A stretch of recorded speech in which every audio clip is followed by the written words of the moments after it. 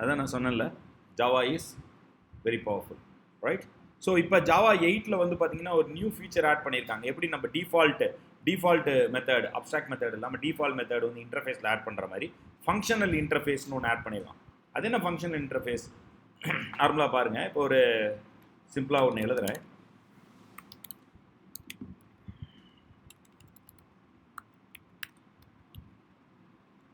Functional interface எழுதுகிறேன். So இப்போ நான் ஒரு இன்டர்ஃபேஸ் எழுதுறேங்க. இது மெயின் கிளாஸு. நான் ஒரு இன்டர்ஃபேஸ் எழுதுறேன். All of you listen here. ஒரு இன்டர்ஃபேஸ் எழுதுறேன். பப்ளிக்னு போட்டீங்கன்னா அது தனி நேமில் தான் நீங்கள் கொடுக்கணும். தனி நேமில் சேவ் பண்ணுன்னு சொல்லுவான். நான் வந்து என்ன பண்ணுறேன், ஜஸ்ட் ஒரு இன்டர்ஃபேஸ்ன்னு மட்டும் டிக்ளேர் பண்ணியிருக்கேன். அதுக்கு பேர் இன்னர் டெமோ ஃபங்க்ஷனல் இன்டர்ஃபேஸ் அப்படின்னு வச்சுட்டேன். இன்னர் டெமோ ஃபங்க்ஷனல் இன்டர்ஃபேஸ் அப்படின்னு வச்சுருக்கேன். பேர் தான் இங்கே டெமோ. நான் ஃபங்க்ஷனல் இன்டர்ஃபேஸ் பற்றி எக்ஸ்பிளைன் பண்ணுறதுனால டெமான்ஸ்ட்ரேஷன் ஃபங்க்ஷனல் இன்டர்ஃபேஸு. அதோட இது வந்து டெமோ ஃபங்க்ஷனல் இன்டர்ஃபேஸ்னு வந்திருக்கு. இன்டர்ஃபேஸ் நான் ஆக்சுவலாக வந்து பார்த்தீங்கன்னா ஒரு கிளாஸ் எழுதுறேன்னு வச்சுக்கோங்க. எப்பயும் போல் ஸ்கெலட்டன் எழுதுறேன். Sample implements inner demo functional interface அப்படின்னு போட்டேன்னா, ஸோ இங்கே ஏதாவது மெத்தட் கொடுத்தனா அதை டிஃபைன் பண்ணிடணும். For example public void show or display. எப்பயும் போல் நம்ம இது வந்து அப்ஸ்ட்ராக்ட் நேச்சர், கரெக்டாக? This is an abstraction nature. So அப்படி இருக்கிறப்ப வந்து என்ன பண்ணணும்னா, நான் இந்த இடத்துல வந்து பார்த்தீங்கன்னா இதோட default constructor, let it be default constructor. So இங்கே நான் என்ன பண்ண போகிறேன்னா, அட் ஓவர் ரைட் கொடுத்து ஒரு அனோட்டேஷன் கொடுக்குறேன். அட் ஓவர் ரைட் கொடுத்து இந்த பப்ளிக் வாய்ட் டிஸ்பிளே வந்து இங்கே நான் எழுதிடுவேன். இங்கே நான் ஓவர் ரைட் பண்ணி எழுதிடுறேன். So no error, skeleton is okay. இப்போ புரியுதுங்களா? ஸ்கெலட்டன்றது ஆர்கிடெக்சர், ஓகேவா? ஸோ நான் எந்த லாஜிக்கல் பார்ட்டும் கை வைக்கல உள்ளார, ஓகே? ஸோ இதில் வந்து என்ன ஃபங்க்ஷனல் இன்டர்ஃபேஸ் அப்படின்னு சொல்கிறாங்க அப்படின்னு பார்த்தீங்கன்னா, ஒரு அனோட்டேஷன் கொடுக்குறான். ஸோ அந்த அனோட்டேஷனுக்கு பேர் ஃபங்க்ஷனல் இன்டர்ஃபேஸ் அப்படின்னு ஒரு அனோட்டேஷன். அந்த அனோட்டேஷன் பேர் என்னன்னு சொல்கிறேன், ஃபங்க்ஷனல் இன்டர்ஃபேஸ் அப்படின்னு சொல்கிறான். ஃபங்க்ஷனல் இன்டர்ஃபேஸ் அனோட்டேஷன் கொடுத்த உடனே it's an information to the JVM that this inner demo functional interface is an interface that consists of only one abstract method. It's an information, but there is no restriction. An interface consists of any number of abstract method, even with the default method. But at functional interface நீ வந்து annotate பண்ணிட்டீனா, அங்கே வந்து நீ ஒரு interface மட்டும்தான் 100% ஒரே ஒரு interface abstract method மட்டும்தான் கொடுக்க முடியும்ன்றான். சப்போஸ் இப்போ வந்து பார்த்தீங்கன்னா ரைட்டு, இப்போ வந்து பார்த்தீங்கன்னா இந்த இடத்துல நான் வந்து இம்ப்ளிமெண்டேஷன் எழுதிடுறேன். I am from system.out.println. இப்போ நான் வந்து என்ன சொல்கிறேன், இது வந்து பார்த்தீங்கன்னா ஃப்ரம் டிஸ்பிளே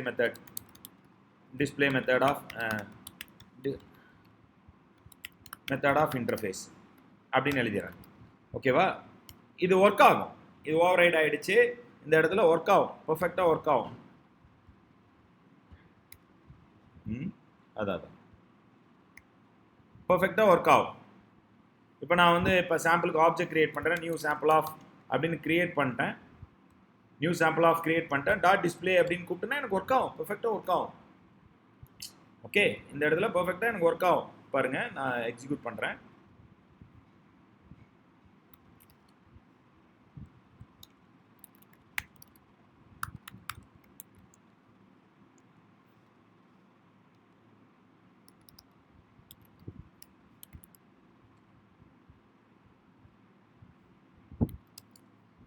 வரல.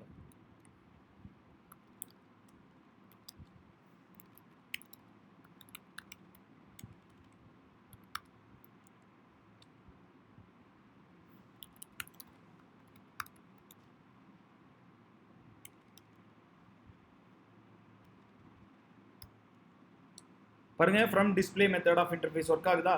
சரி, இப்போ நான் இங்கே அட் ஃபங்க்ஷனல் இன்டர்ஃபேஸ் கொடுத்த உடனே சப்போஸ் நான் இங்கே ஏதாவது இன்னொரு மெத்தடை வந்து அப்ஸ்ட்ராக்ட் பண்ணுறேன், ஷோ அப்படின்னு, ஷோ மீ அப்படின்னு ஏதாவது ஒரு மெத்தட் அப்ஸ்ட்ராக்ட் பண்ணுறேன். ஸோ இங்கே பார்த்த உடனே என்ன சொல்கிறான் பாருங்க, invalid at functional interface annotation அப்படின்னு சொல்கிறான். Inner demo functional interface is not a functional இன்டர்ஃபேஸ்ன்றான். This is not a functional இன்டர்ஃபேஸ்ன்றான். திஸ் இஸ் நார்மல் இன்டர்ஃபேஸ் ஆயிரும். புரியுதுங்களா இந்த இடத்துல ஏன் ஃபங்க்ஷனல் இன்டர்ஃபேஸ்னா, இன்னைக்கு ஜாவா 8ல இருந்து பார்த்தீங்கன்னா லாம்டா எக்ஸ்பிரஷன்லாம் அதிகமாக வர ஆரம்பிச்சிச்சு. லாம்டா எக்ஸ்பிரஷன் அப்படின்றது அனானிமஸ் ஃபங்க்ஷன். அதை பற்றி நான் பேசுவேன். அனானிமஸ் ஃபங்க்ஷன்ஸ் வந்து பார்த்தீங்கன்னா a function will be created without the name.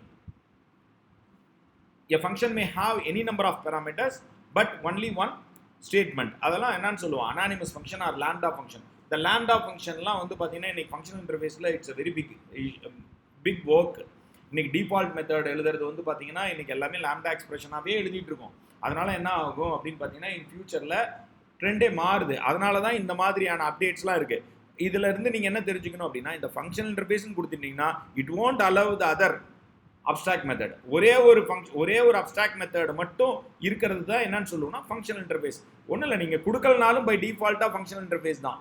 நீங்கள் இதை கொடுக்கல, இப்போ நீங்கள் பாருங்கள் இந்த அனடேஷன் நீங்கள் எடுத்துட்டீங்க, நீங்கள் இந்த இடத்துல ஒரே ஒரு மெத்தட் மட்டும் போட்டிங்கனாவே இதுவும் ஃபங்க்ஷனல் இன்டர்ஃபேஸ் தான். புரியுதுங்களா? இதுவும் ஃபங்க்ஷனல் இன்டர்ஃபேஸ். பட் அடுத்த மெத்தட் நான் இங்கே போடுறப்ப மட்டும்தான் என்ன ஆகும், இந்த இடத்துல நீங்கள் ஃபங்க்ஷனல் இன்டர்ஃபேஸ்னு கொடுத்தீங்கன்னா, இந்த இடத்துல ஃபங்க்ஷனல் இன்டர்ஃபேஸ் அப்படின்னு கொடுத்தீங்கன்னா அது வந்து எரர் அப்படின்னு சொல்லிடுவோம். பாருங்க, இப்போ எரர் போடுவோம் பாருங்க. என்ன சொல்றான் பாருங்க, எரர் சொல்றானா sample is not abstract and does not override show of method in inner demo functional interface அப்படின்னா. multiple non overriding abstract method found in the interface inner functional interface என்றோம். It's not a functional interface அப்படின்னு சொல்லிடுறோம். So இதெல்லாம் மிகவும் முக்கியமாக நீங்கள் note பண்ண வேண்டிய ஒரு விஷயம். எப்படி ஒரு டிஃபால்ட் மெத்தட் எப்படி யூஸ் பண்ணோம், கரெக்டுங்களா? இப்போ ஒரு ஃபங்க்ஷனல் இன்டர்ஃபேஸ்னால் என்ன டிக்ளரேஷன்னாலும் வந்து ஸ்டாட்டிக் ஃபைனலாக இருக்கும். புரியுதுங்களா?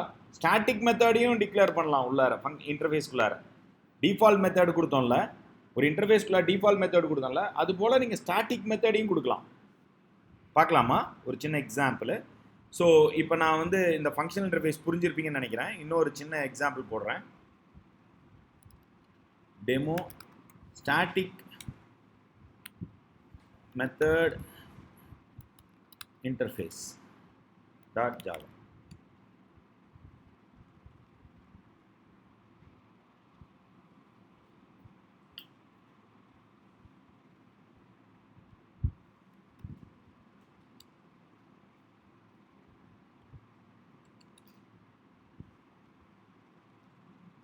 இன்டர்ஃபேஸ்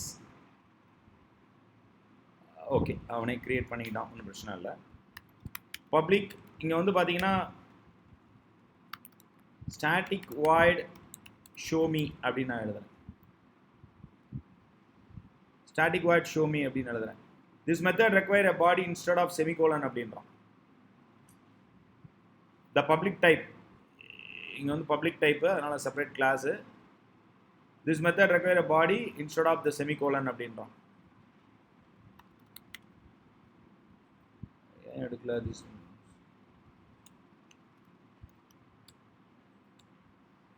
ஸோ இதை அலோவ் பண்ணுறான் பாருங்க. ஓகேங்களா? system dot out dot println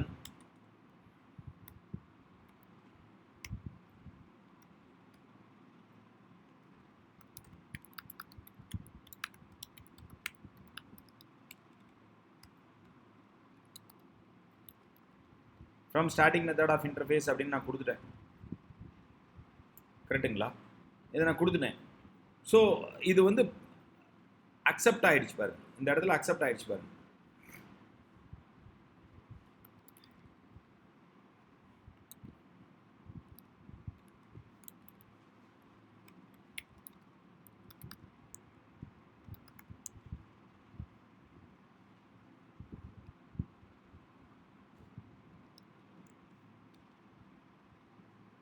பாருங்க, நோ எரர். பாருங்க, எதுவும் கால் பண்ண போறதில்லை, நம்ம எதுவும் கால் பண்ண போறதில்லை, எரர் இல்லை. Means that this is also possible. அப்போ இதை நீங்கள் அக்சஸ் பண்ணால் என்ன பண்ணலாம், ஆப்ஜெக்ட் கிரியேட் பண்ணி கிளாஸ் மூலிமா அக்சஸ் பண்ணலாம்ல. Class sample implements inner static method interface. So it's belongs to this. கரெக்டா? புரியுதுங்களா? It belongs to this sample of.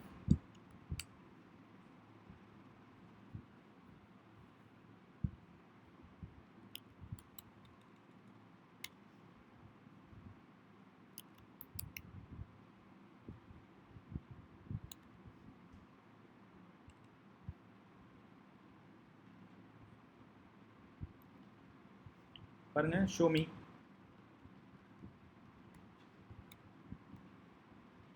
எடுக்கிறேனா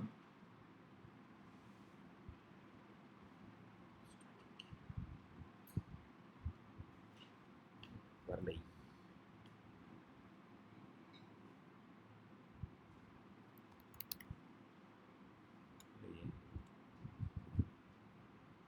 So it's working.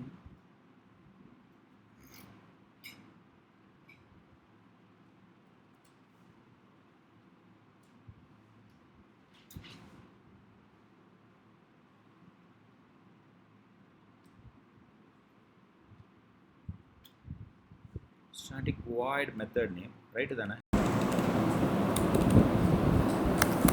Static void show me. I found this on the web. No problem, I will.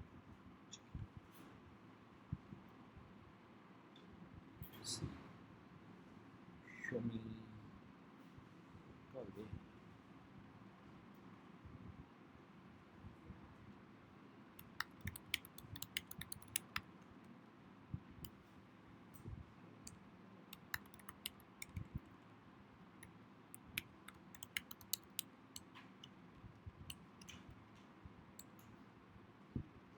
It's overridden.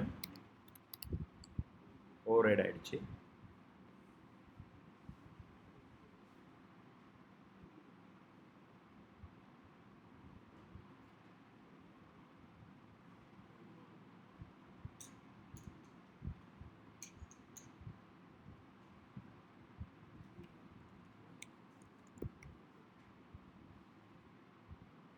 inner demo static interface dot show me பாருங்க எடுத்துட்டான் பாருங்க. ஏன்னா with the name of the classலயே நான் என்ன பண்ணுவேன், இதை நான் கால் பண்ணிக்கிறேன் பாருங்க. இன்னர் டெமோ ஸ்டாட்டிக் இன்டர்ஃபேஸ் தான் நேம். அதே நேம் யூஸ் பண்ணி நான் என்ன பண்ண முடியும், என்னால் கால் பண்ணிக்க முடியும். ஷோ மீ அப்படின்னு கொடுத்தோன்னா பாருங்கன்னா ஃப்ரம் த ஸ்டாட்டிக் மெத்தட் இன்டர்ஃபேஸ்னு எனக்கு ரெஸ்பான்ஸ் பண்ணுவான். புரியுதா? No error.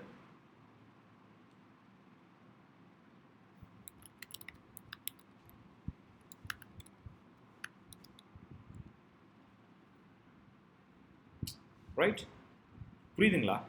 ஸோ நீங்கள் இதை வந்து நான் வந்து டிஃபால்ட் மெத்தடாகவும் எழுத முடியும். டிஃபால்ட் மெத்தடாக எழுதினா என்ன பண்ணியிருப்பீங்க, நீங்கள் டைரெக்டாக இந்த இன்னர் டெமோ ஸ்டாட்டிக்னு கால் பண்ணாமல் நீங்கள் சாம்பிளோட ஆப்ஜெக்ட் யூஸ் பண்ணி ஆக்சஸ் பண்ணியிருக்கலாம்ல, ஓபிஜே யூஸ் பண்ணி ஆக்சஸ் பண்ணியிருக்கலாம். ஏன்னா அது default method. But this is static method. Static method will be called by means of the name. So அப்போ இன்னர் ஸ்டாட்டிக் டெமோ இன்டர்ஃபேஸ் மூலியமாகவே நான் என்ன பண்ணியிருக்கேன், டாட் ஷோ மீன்னு டைரெக்டாகவே கால் பண்ண முடியும். ஸோ இதெல்லாமே வந்து பார்த்தீங்கன்னா it's newly added. Default method, static method, functional interface, இதெல்லாமே நியூ ஆட் ஆயிருக்கு. ரைட், புரியுதுங்களா? ரைட், புரியுதா? எல்லாமே தெரிஞ்சிருக்கணும். நிறைய ப்ராக்டிஸ் பண்ணுங்கள்.